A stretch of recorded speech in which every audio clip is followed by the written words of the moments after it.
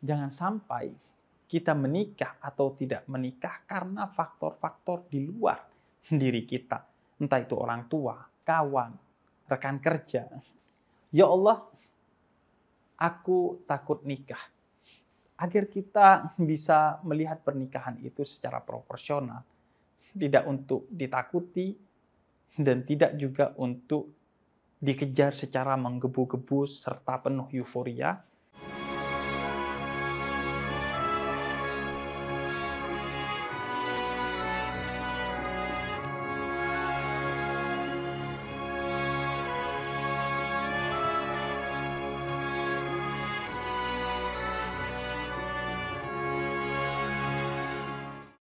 Ya Allah, aku takut nikah. Nikah adalah satu keputusan besar.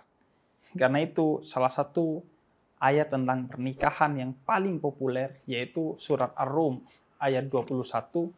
Allah mengawali ayat tersebut dengan berkata, "Wa min ayatihi." Dan dari tanda-tanda kebesaran Allah itu biasanya digunakan oleh Allah ketika Allah berbicara di dalam Al-Quran tentang kebesaran apa yang ada di langit dan kebesaran apa yang ada di bumi dalam ciptaannya Allah. Maka menikah sebagaimana penciptaan Allah atas langit dan seisi bumi adalah sesuatu yang begitu besar dan begitu rumit. Sebesar semesta dan setinggi langit serta serumit angkasa. Karena itu, pernikahan memang tidak perlu ditakutkan. Namun, tidak elok juga untuk dientengkan. Karena itu, sebagai seorang muslim, kita memang diajarkan untuk proporsional atau tawassut dalam melihat segala sesuatu yang sedang-sedang saja. Karena ini perkara besar, maka jangan dientengkan. Tapi karena ini juga karunia dari Tuhan, maka jangan terlalu takut. Karena jika memang ini sesuatu yang bisa membahayakan bagi kamu, tentulah Allah tidak mensyariatkan ini melalui Nabi Muhammad. Ya Allah, aku takut menikah. Karena menikah itu adalah satu keputusan yang besar. Oleh karena itu Islam, sebagaimana disampaikan oleh seorang ulama bernama Syed Mustafa Al-Khin, memposisikan nikah dalam rentang hukum yang sangat luas. Dari wajib sampai haram. Nikah itu hukum dasarnya adalah sunnah. An-nikahu sunnati, kata Nabi. Nikah itu sunnahku. Namun nikah itu menjadi sunnah bagi seorang yang mampu untuk menikah. Kalau dia punya kemampuan untuk menikah dan ingin mendapatkan pahala, maka menikahlah. Namun bagi seorang yang tidak memiliki kemampuan untuk menikah, dan jika menikah maka itu akan mencelakakan dirinya dan pasangannya, nikah menjadi haram. Dan sebaliknya, jika seorang memiliki kemampuan untuk menikah dan jika tidak menikah ia akan terjerumus pada kemaksiatan atau kerusakan, maka nikah menjadi wajib bagi dia. Karenanya nikah hukumnya menurut para ulama adalah kembali kepada kondisi seseorang. Apakah dia membutuhkan secara mutlak atau tidak membutuhkan secara mutlak, atau justru mutlak harus menjauhinya sehingga dia bisa wajib, sunnah atau haram. Karenanya di satu sisi menikah itu memiliki banyak kemuliaan. Karena itu kita dapati kisah para ulama yang sebagian dari mereka sebagaimana ditulis dalam satu kitab Al-Ulama Al-Uzzab adalah orang-orang yang jomblo seumur hidup mereka. Di antara nama itu adalah Ibnu Taimiyah.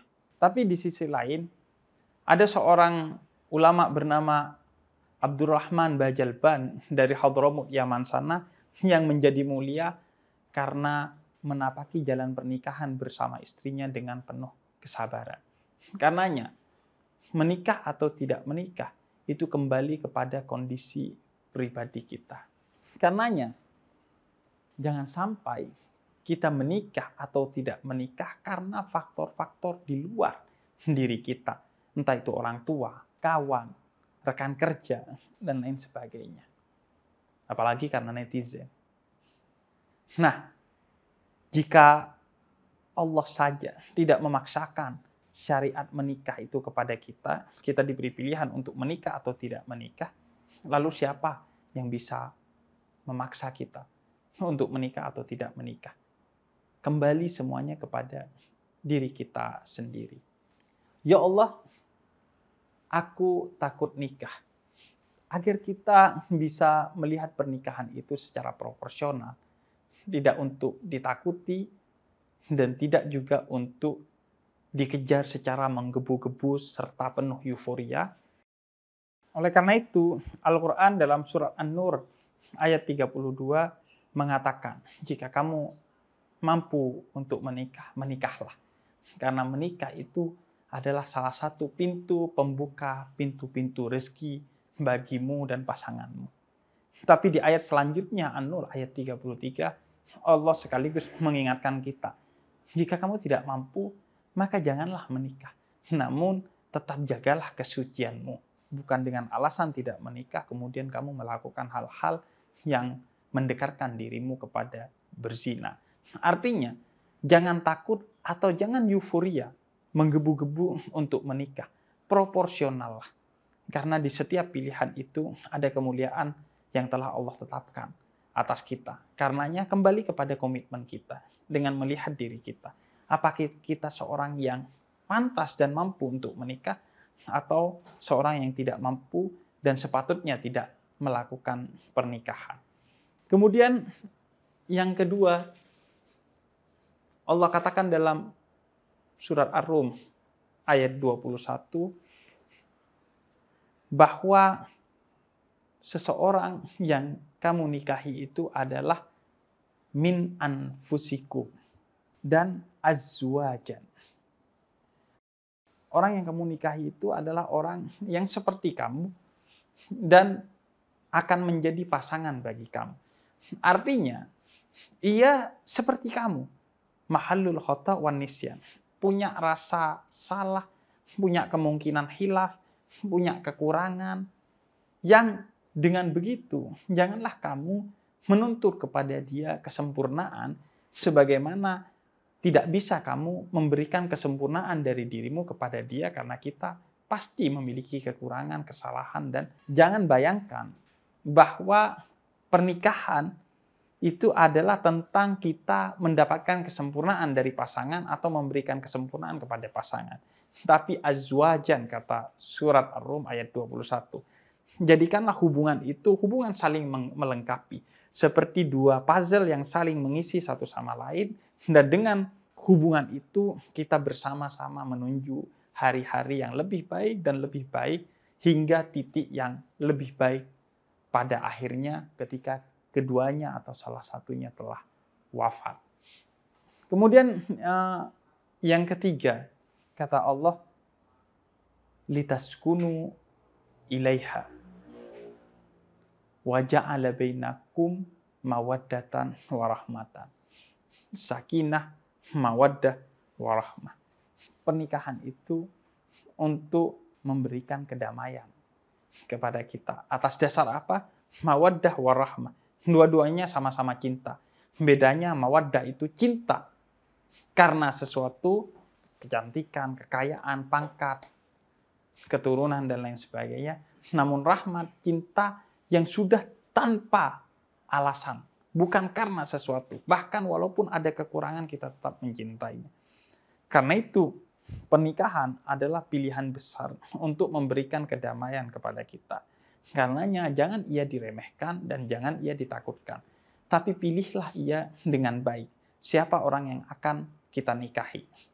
Dengan atas dasar cinta kita kepada dia dan cinta dia kepada kita bukan atas dasar sesuatu pada diri kita, tapi ketika sesuatu itu tidak ada pada diri kita, pastikan pasangan kita akan tetap mencintai kita. Itulah orang yang harus kita pilih sebagai jodoh kita. Untuk apa? Untuk mendapatkan kedamaian di rumah kita. Karena bisa jadi kita tidak mendapatkan kedamaian di jalan, di kantor, di ruang-ruang dimanapun, tapi pastikan kita mendapatkan kedamaian di rumah kita. Karena itu, jadikanlah pasangan kita dan pilihlah pasangan kita yang bisa memahami dan mengerti kita sepenuhnya. Sembari kita terus belajar untuk saling memahami satu sama lain agar baiti jannati, rumahku menjadi surgaku. Karena di dalamnya ada orang yang selalu memahami pikiranku, perasaanku, kata-kataku, sikapku, dan selalu bersiap untuk memaafkan semua kesalahan yang mungkin terjadi karena kesengajaan atau kehilafan dariku. Karena itu, pada akhirnya kita menjadi tidak takut untuk menikah dan tidak menggebu-gebu juga untuk menikah kalau kita memposisikan nikah sebagaimana Allah memposisikan pernikahan, yaitu mitsaqan ghalidha, perjanjian agung kita dengan Tuhan, bukan dengan KUA, bukan dengan mertua, bukan dengan orang tua, bukan pula dengan pasangan, tapi dengan Allah. Dengan itu kita tidak akan takut, karena pahit getirnya pernikahan akan menjadi lumbung pelajaran bagi kita untuk menjadi pribadi yang lebih baik, dan akan menjadi lumbung bagi kita untuk mendapatkan pahala, dan manis indahnya pernikahan akan menjadi sumber kebahagiaan bagi kita, bukan hanya di dunia, tapi di akhirat. Karena siapa yang menemukan pasangan terbaik di dunia, kata Nabi kepada Ummu Salamah, pasangan yang menjaga agamanya dengan baik dan menjaga akhlaknya dengan baik, baik dalam kata-kata maupun perbuatan, maka dia akan menjadi jodoh bukan hanya di dunia tapi di akhirat. Karenanya kata Nabi, kalau kamu ingin lihat manusia terbaik, lihatlah sikap manusia itu kepada keluarganya.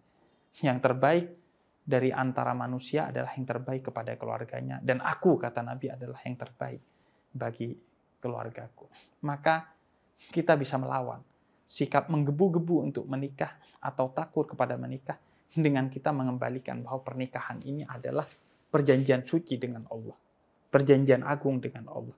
Jika kita memilih pasangan karena Allah, menjalani pernikahan karena Allah, dan menunjukkan pernikahan untuk Allah, pastilah pernikahan itu akan menjadi jalan terbaik bagi kita. Dan juga kalau kita memilih untuk tidak menikah karena Allah, menjalani proses kejombloan di jalan Allah, dan meniatkan tujuan dari kejombloan ini untuk Allah, maka itu juga akan menjadi jalan jihad kita menuju Allah. Karena mereka pun yang jomblo, maka pasangannya adalah yang maha cinta, yaitu Allah. Mereka tidak akan pernah kesepian karena akan selalu ditemani oleh Allah.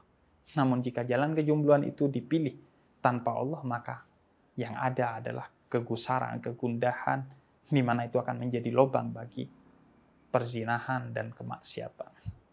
Karenanya, ya Allah, aku tidak lagi takut menikah, namun aku juga tidak akan gegabah untuk menikah. Aku tidak akan menikah karena dorongan siapapun, tapi dorongan hatiku. Aku tidak akan memilih pasangan karena trigger siapapun, tapi karena trigger hatiku. Aku juga tidak akan memilih untuk menikah di waktu yang ditentukan oleh siapapun, di umur yang ditentukan oleh siapapun, tapi di umur dan di waktu yang ditentukan oleh hatiku sendiri. Dengan begitu, pernikahan akan menjadi gerbang pertama dan utama bagi kita untuk kehidupan yang lebih baik. Yang setelah menikah, kita akan menjadi pribadi yang lebih baik dan lebih bahagia. Takutlah menikah kalau pernikahan bukan pilihan hatimu, dan jangan takut menikah kalau pernikahan itu adalah pilihan hatimu. Karena pernikahan itu, ataupun pilihan untuk tidak menikah, sama-sama diridhoi oleh Allah kalau itu pilihan hatimu yang tulus karena Allah.